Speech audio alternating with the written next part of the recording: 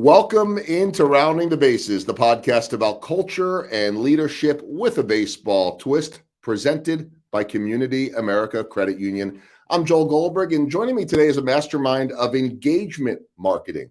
Most of us know what a brand is, but how about the concept of a quote-unquote cult brand? For those who may not be familiar, I'm referring to the select group of companies that have established a loyal, almost fanatical consumer base. And expertise in what makes them iconic is exactly where my guest has found his success. Chris Kneeland is the co-founder and CEO of the Cult Collective. He's worked with some of the most recognizable brands on the planet. By parlaying a successful career in marketing, Chris now empowers courageous businesses to become remarkable, a revolution that begins only after breaking the cycle of markdowns and mass advertising.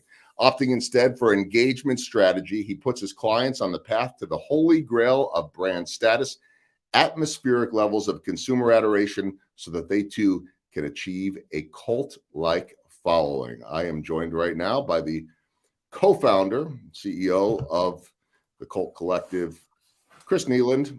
Cult, Chris, Cult. We got all this. I want to talk about the cult thing in just a moment, but first off, welcome into Rounding the Bases. I'm in Kansas. You're in Utah. The beauty of all the virtual stuff. How are you, first and foremost? I'm really, really well, and I'm excited to be here talking to you. So let's talk about this a little bit. And I know that it is a company that you started. You should be coming up on a 10-year anniversary pretty soon. And I definitely want to hear about the journey to get there. But first and foremost, when I hear about cult, that oftentimes can be a word with a certainly understandably negative connotation. My God, it seems like there's like a million cult type of docuseries on Netflix all the time. So it's not quite like that. But I also know when people buy into something, you can get something bigger, something magical. This is a good thing. Tell me about the idea behind this company and how it got started. You know, so much of the exercise to name the business sort of is this great metaphor for the journey that we take clients on as well, because we sort of like to attack an established paradigm and apply nuance that, unfortunately, in our Twitter generation, we just don't really have a lot of appetite for nuance these days. And so, no question, at first blush, cults are kind of terrible, right? And reminiscent of, in fact, we had pondered when we launched if we should send everybody Kool-Aid packets, and would that be in good taste or bad taste? And I don't want to make light of the seriousness of a cult, but man, you've got to kind of admire what's going on. I guess is every immediate assumption somebody would have about a cult is actually false in terms of the intelligence level, the income level, the integration into society level of who these people are. They're not being bamboozled because they're naive or desperate or grew up in broken homes. They are intentionally joining something, aligning themselves with something, fully aware of the potential, being consequences in terms of being ostracized. And I think equally important, the way that they grow. I mean, you don't see commercials for cults, and yet cults continue to get bigger and bigger and bigger. And we're fascinated by that acquisition strategy that's not dependent upon paid media. And we read a book in the early 2000s written by a guy named Douglas Atkin called The Culting of Brands. And he was the first one that sort of connected the dots for us, that what you see in negative cults, you see in the Marine Corps, you see in a fraternity, you see in an allegiance to a sports team. We were talking sports before the show. You see that in Harley Davidson. You see that with people that watch the Kardashians, right? I guess the same emotional alligator brain reasoning that's going on, neuroscience. And so what if, that wonderful question of what if you could use those powers that are too often used for evil, and you could use them for good. And that's been the hypothesis. And so we decided, I remember having somebody that worked for me say, I can't tell my mom that I now work for a cult. And I said, believe me, that's going to be the least scary thing that we're about to do. Like it's a great filter. If a client's not going to hire us because the name's cult, they would never do any of the stuff that we're going to advise them to do, because we're going into paths, less traveled.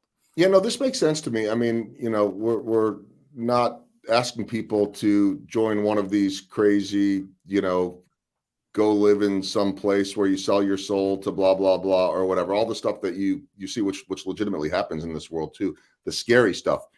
But when you talk about that kind of loyalty and obsession and sports, that was a good analogy, because what are fans? They're fanatical, right? They love their team. They're all in. They're not always rational. But when you look at some of these brands, I know you worked for John Deere.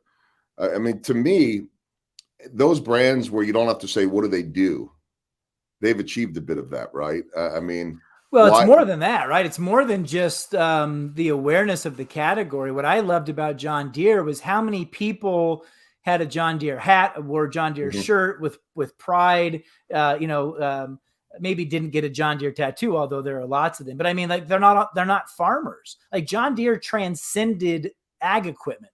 John Deere became a piece of Americana. John Deere became, I'm on this team. I believe in these values. And that was the master class for me of starting my career at John Deere. Is we would get weekly, this was before email, but we would get weekly letters of a kid that had a John Deere themed birthday party, a family that did a John Deere wallpaper in their, man cave. It was just like a John Deere mailbox. It's like, what's going on here? Right. These are tractors. These are lawnmowers. How do people get that, lathered up about something? And I think rather than just be amused by it, I was fascinated, like the way a scientist would be looking at a specimen saying, what's going on under there that's making this thing tick this way? Mm-hmm. And you look at some of these iconic brands too, and you're right, it's not just as simple as that. I mean, if you, I don't ride motorcycles, but how many people, and Harley's a great example, how many people that have Harleys would ever look at something that could be better? Or in my case, like, don't show me another phone or a different type of computer or anything that's not Apple. I just, and now I'm not plastering Apple stickers and buying Apple gear like that, but I don't even want to know a better option. Like, I'm in. And there's so many iconic brands that are like that. I think the first question I have, and then I want to back up a little bit, is how do you help get them there?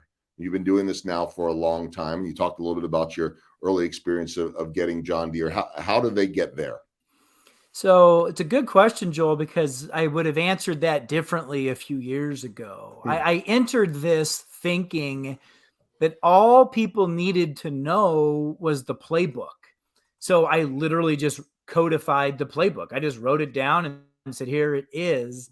And I was disappointed how many people didn't immediately change their behavior, because to me, it was so obvious. Why aren't you just doing what Porsche's doing, the Dallas Cowboys are doing, Lululemon does, Airbnb does? Like, they're clearly successful.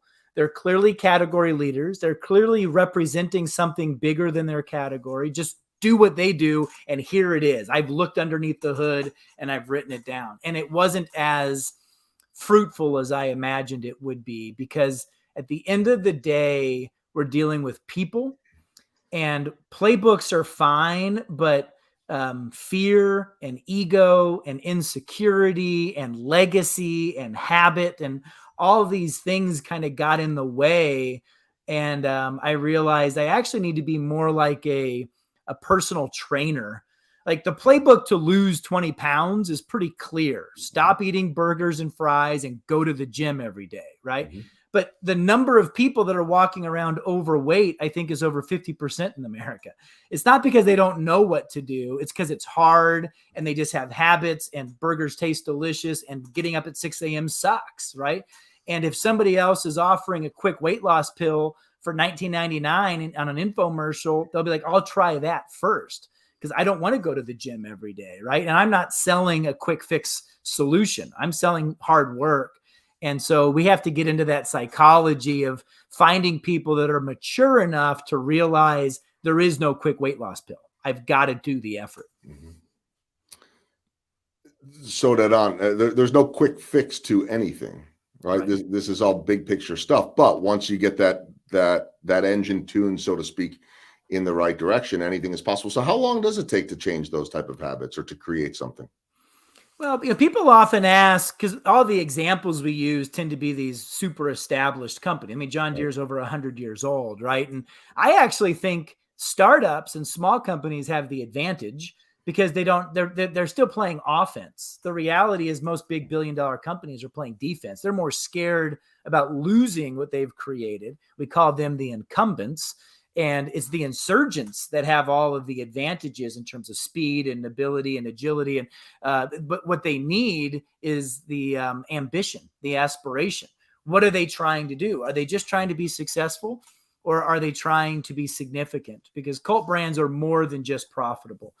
They're making a dent in a different way. And so a lot of it comes down to, why are you even in this business to begin with? And can I elevate your understanding of what's true, what your true potential actually is? If anyone wants to learn a bit about Chris's company, you can certainly go to their website, cultideas.com. And, I think about this a lot. And I don't know if I'm thinking about it more just because I think the pandemic forced us all to think about things differently. We probably already needed to have been thinking about things differently. I mean, the world's changing, always has, always will. There are a lot of big changes going on right now, certainly that affect the workforce, affect the way we communicate with each other. You touched on social media a little bit before. It's been, I think, one of the biggest Pandora's boxes of our lifetime, and it has even changed our attention spans. So you said a couple things that struck me. One, just about people. That's never changed. It's always about people to me. Now, how you connect with them ends up being a little bit different. But also the other thing that has never really changed is the fact that change is difficult. The status quo is always easier. I don't know how many times you've heard it, and you've lived in some different places and just came back from living in Canada. How often I've heard people say, well, in this town or in this community, everyone is slow to change. Everybody's slow to change almost everywhere, even in a big city like New York, and they might be first. And you're talking about a lot of bold steps, a lot of big changes, at least, I mean, you correct me if I'm wrong, what will be perceived as big because it's habits. It's changing habits. And how has that always been challenging? I feel like anything that comes up, people are like, I just like it the way it was. It's safer. It's safer this way. It's safer that way. And to me, it seems like you guys you're going about things in a different way and you're shaking it up. Well, we're certainly trying to, I think of it as two issues. There's part of change is philosophical. And I think that's the awakening that people have had since COVID, which is, why was I so committed to this old way? I was literally on an airplane every week. And the number of things that I'm now like, why did I ever get on an airplane for that meeting, that conference, that presentation? Like, it's just so much more efficient to do it virtually. It may not be as effective, but in terms of a cost benefit, if it's 80% more efficient and 20% less effective, maybe I'd take that trade-off. So I do think it's helpful that people have had an awakening, and you see it with what they're now calling the Great Resignation. 10.5 million people have left their jobs, as they've kind of said, why was I waiting in a car for an hour each way? Or why was I putting up with that jerk boss for so long? Or why was I selling my soul to a company that I don't even believe in? So I really think part of it is philosophical, where there's been a reprioritization, and that's very, very healthy.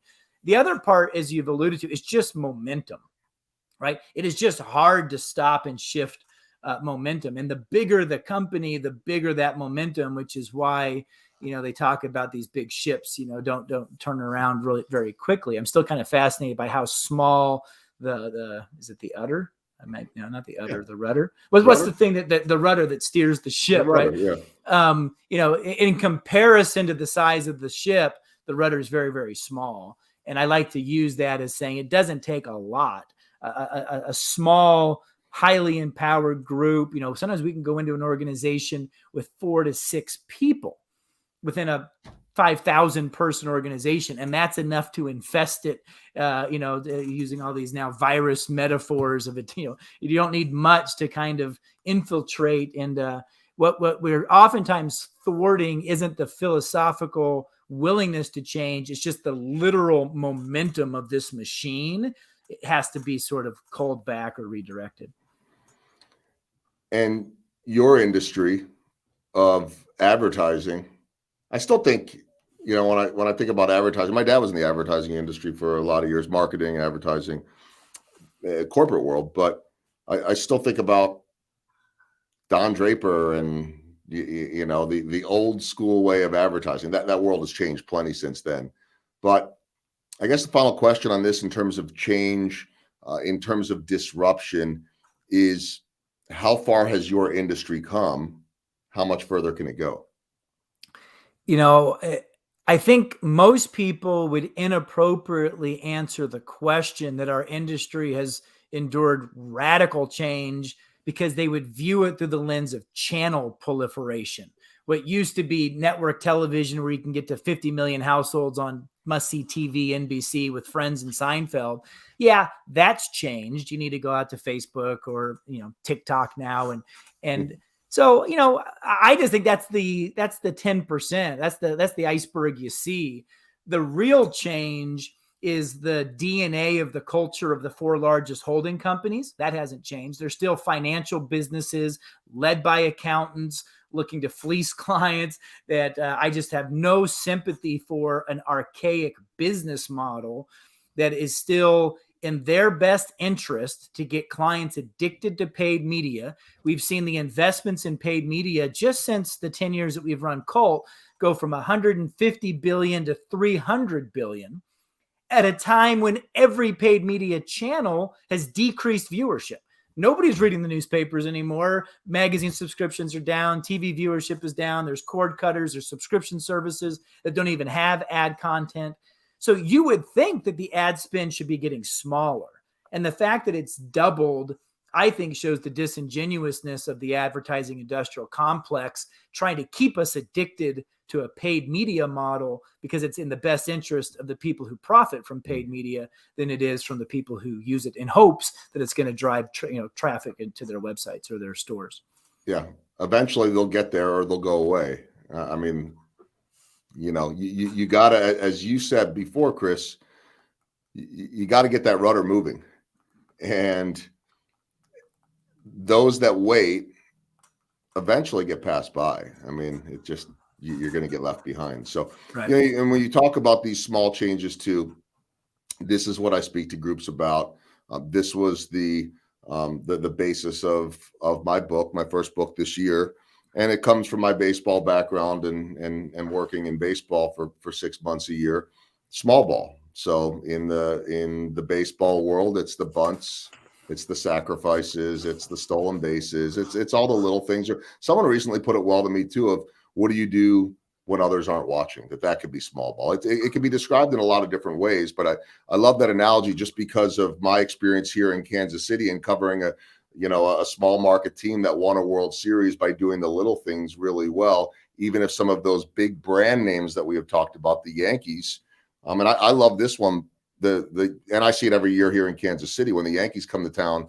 The amount of Yankees fans that show up because they're loyal to that brand are off the charts. They're coming from 30 minutes, 45 minutes, an hour away in Kansas, Missouri, and Arkansas and places like that. They're loyal to the brand. But, oh, by the way, that massive brand has won one world championship in the last 20 years, same amount that the Kansas City Royals have.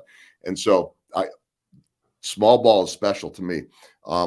What does small ball mean to you in your world? What are the little things that add up to the big results?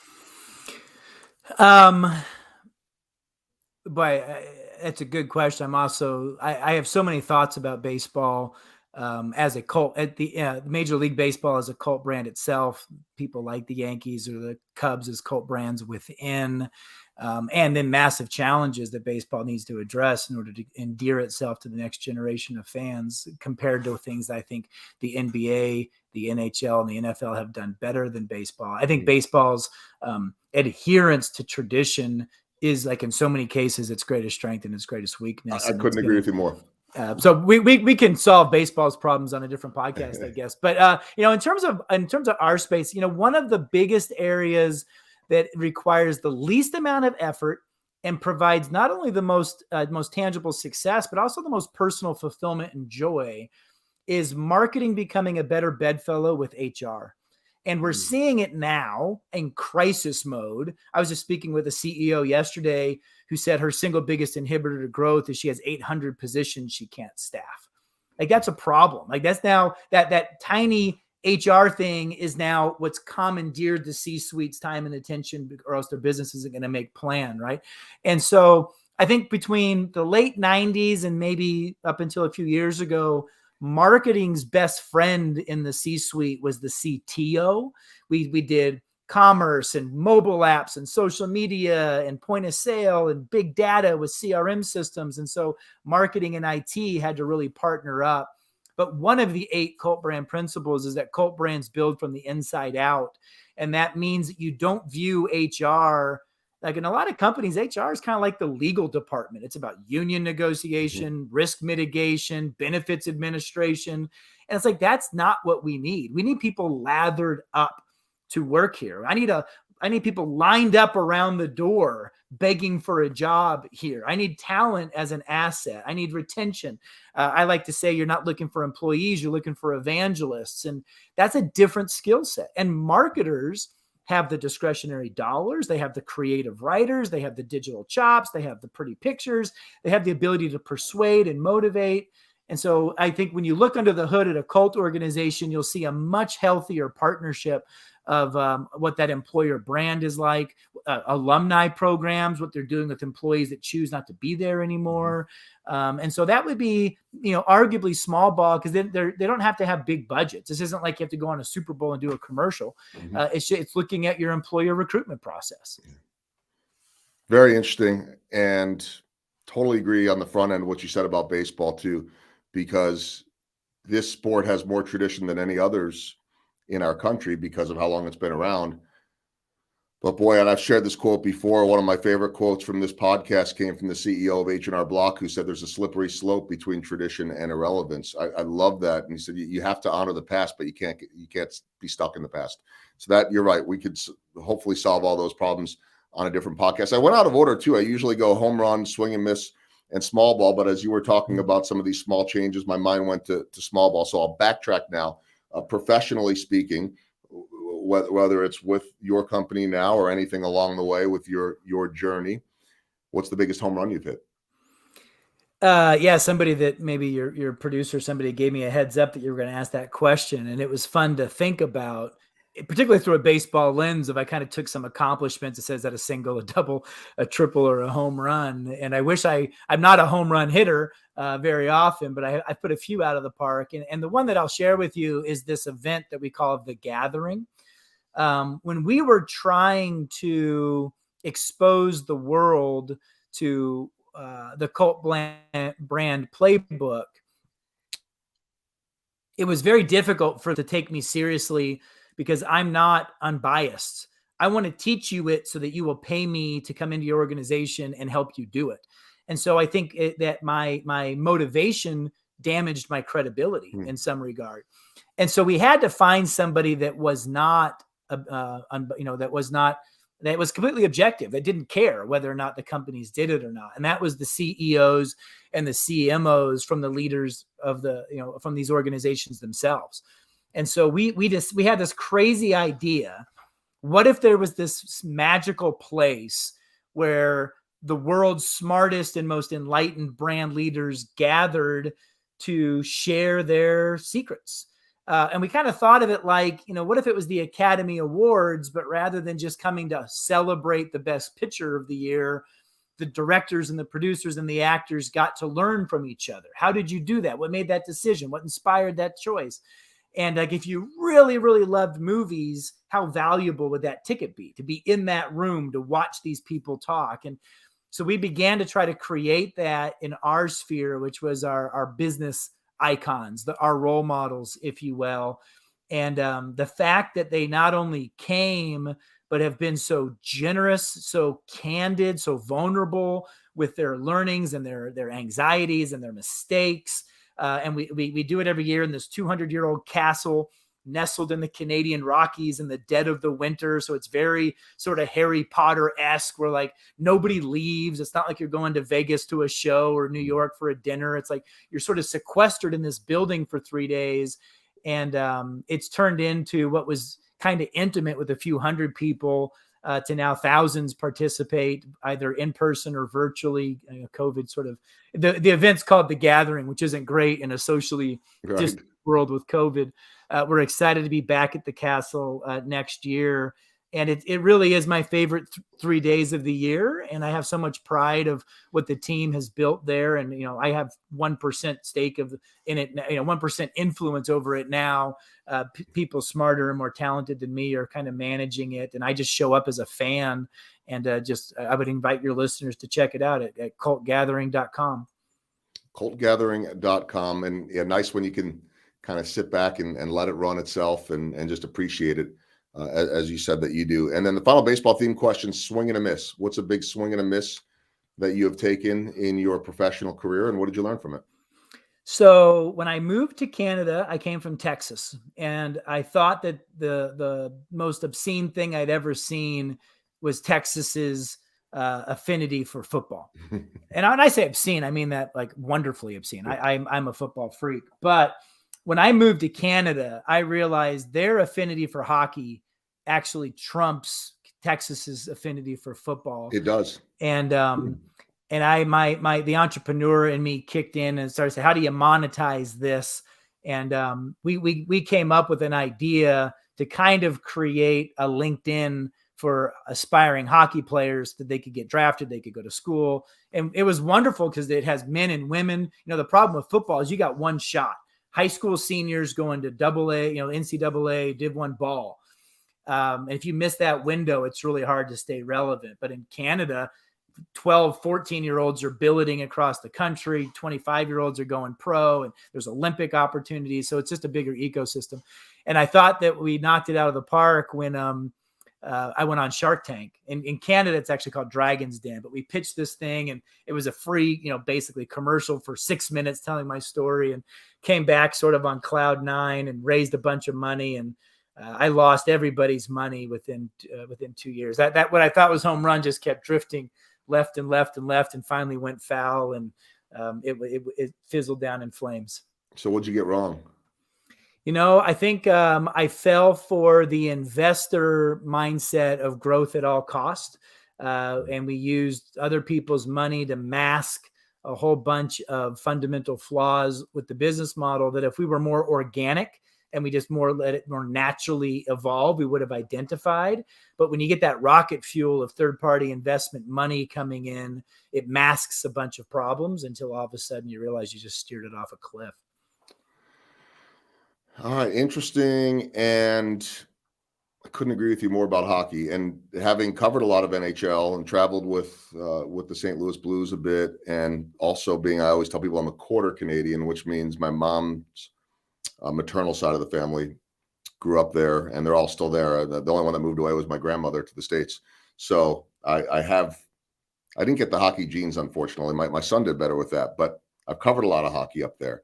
And it's not enough when the NHL game is over to be done. Then you move on to whatever age, and everybody goes and everybody watches. So it is truly something. And that's not just in one city. It's all over the country. You're right. 4 final questions as we round the bases. And these are usually fun, sometimes lighthearted, sometimes not. But you gave me a lot to work with between my producer and assistant and also your website. So I'll start with this one. Is there a romantic story about TGI Fridays and a bunch of flair? Wow. Somebody really did do their homework. Yeah. Yes, I met my wife. We're celebrating our 25th wedding anniversary this month, or I guess in November.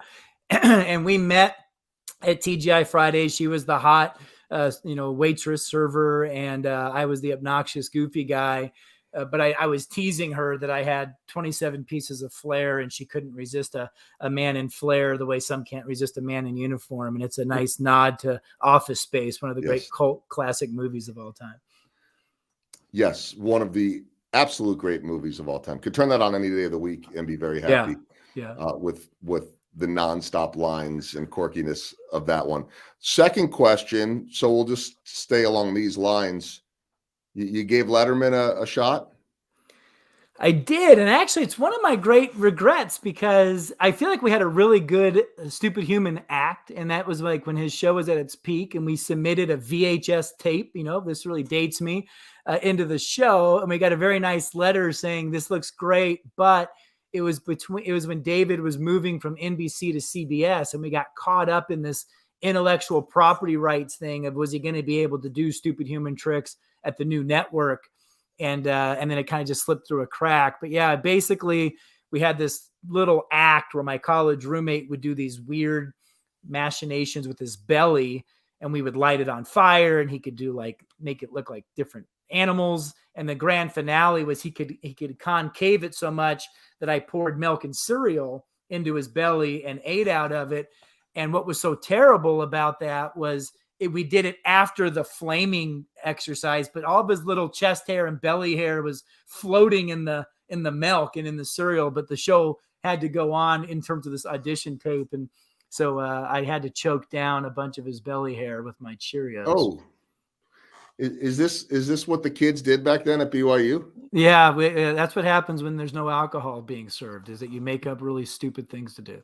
See, I thought the alcohol led to those type of things. No, maybe that's it. Maybe you end up at the same place. You end up in the same place. Way. Yeah, I don't know. What you just have a different excuse for how you got there. I think that's probably all it is. Third question as we round the bases. I got a few more, but let's stick to lighthearted, and then I'll finish with a more serious one. But I was reading through and it said black belt. I'm like, oh wow, not always. I've had some black belts on here. It says black belt in karaoke. So no, listen, that is a self-awarded black belt. That's okay. But that means that you have a go-to. There's three.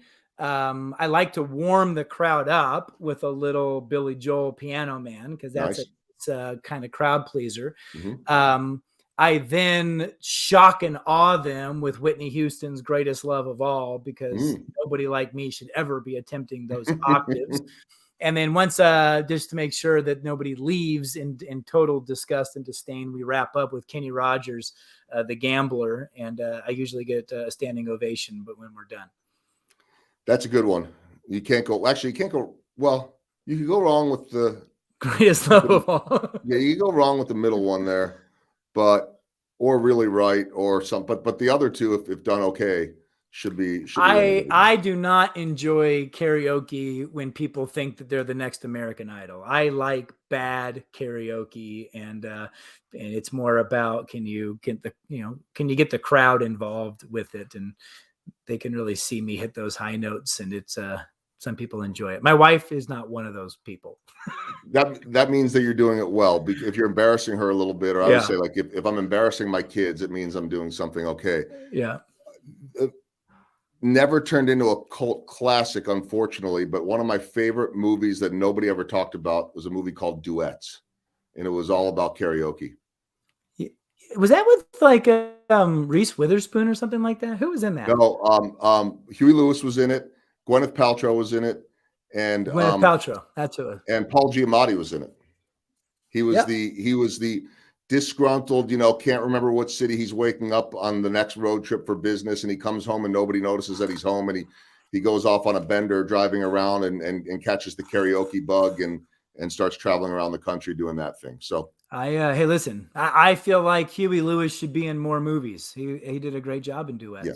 Yes, there you go. Final question. The walk-off, and there are a couple other things that I wanted to hit, and I think people can find it on the website, including the book that you co-wrote, Fix, a New Prescription to Cure Disengaged Customers, Prospects, or Staff. I could ask you about the charity that you're involved in, Project Smile. I want to do that actually real quick before my walk-off. Tell me about that and why that means something to you.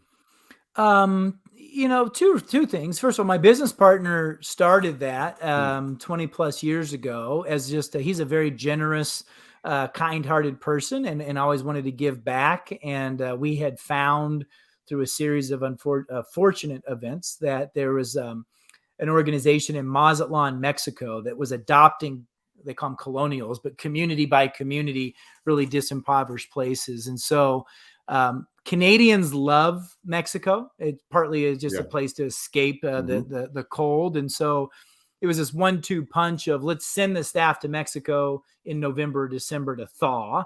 But then while we're there, the best form of team building is not usually done at the bar. The best form of team building is usually serving or doing something, trying to accomplish a task together. And to see that level of poverty, and we do a lot of stuff with food, helping feed these people, but we always culminate with a big carnival for the kids.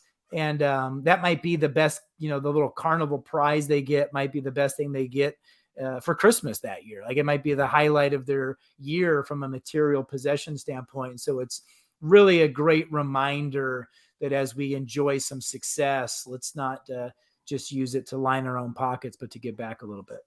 Well said. I wanted to make sure that we slip that in, and then we'll go to the walk-off. And I mean, you've worked with some iconic brands from Home Depot, IBM, Harley Davidson, on and on, names that so many of us would know. We don't need to wonder what they do. And we talked about that a little bit earlier, but I'm just curious, as you push forward, you're coming up on 10 years here, it's not really a moment, I guess, but what it is like when you can finally get someone there. There has to be so much gratification in helping create that.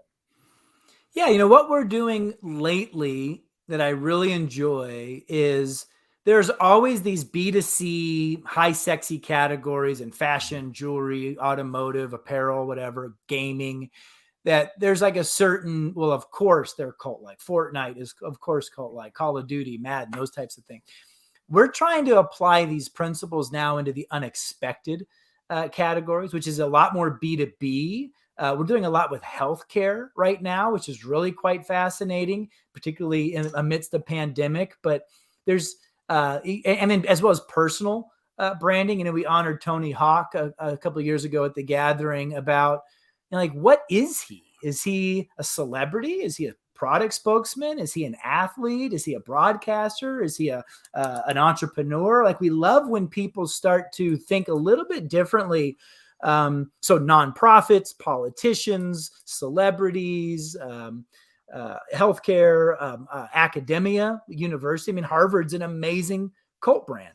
And there's not enough institutions that are using cult brand principles. And that's kind of going to be the next 10 years, I think, is to say, don't think you have to be Yeti or Marvel or Netflix to do these kinds of things. These principles can be universally applied.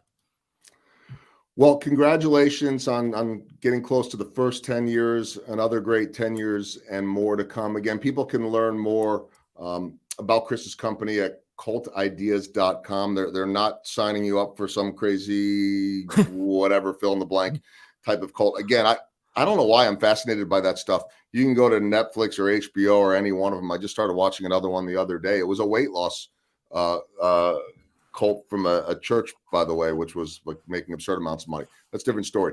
This is about brand. This is about marketing. This is about not just the future, the present right now. And when you go to their website, cultideas.com, you can learn more about the book and all the other endeavors. Chris, thanks so much for taking the time. Congrats on all the success. Really enjoyed the conversation on Rounding the Bases. You're very welcome, Joel. And I really enjoyed it as well.